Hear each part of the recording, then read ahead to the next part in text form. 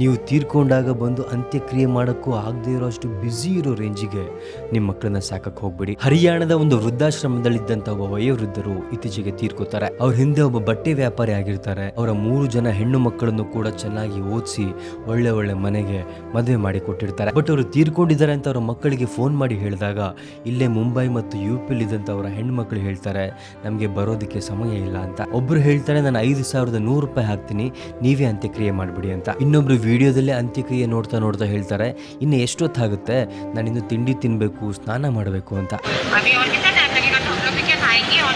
ಇದರಿಂದ ನಾವು ಒಂದಿನ ಅರ್ಥ ಮಾಡ್ಕೋಬಹುದು, ಮಕ್ಕಳಿಗೋಸ್ಕರ ನಾವು ಸಂಪತ್ತು ಮಾಡೋದ್ರ ಜೊತೆಗೆ ಅವರಲ್ಲಿ ಒಂದಷ್ಟು ಸಂಸ್ಕಾರವನ್ನು ಹಾಕಬೇಕಾಗತ್ತೆ ಮತ್ತು ಸಂಬಂಧಗಳ ಮೌಲ್ಯವನ್ನು ಕೂಡ ಹಾಕಬೇಕಾಗತ್ತೆ.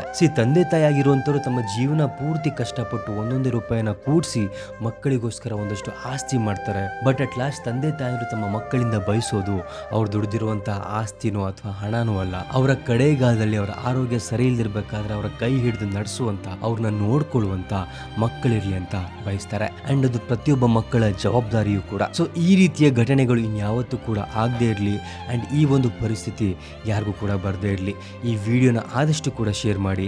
ಮಕ್ಕಳಿಗೆ ಬರೀ ಶಿಕ್ಷಣ ಅಲ್ಲ, ಜೊತೆಗೆ ಸಂಸ್ಕಾರವನ್ನ ಮತ್ತು ಸಂಬಂಧದ ಮೌಲ್ಯವನ್ನ ಕಲಿಸೋದು ಬಹಳ ಅಗತ್ಯ ಅಂತ ಪ್ರತಿಯೊಬ್ಬರು ಕೂಡ ತಿಳಿಸಿ.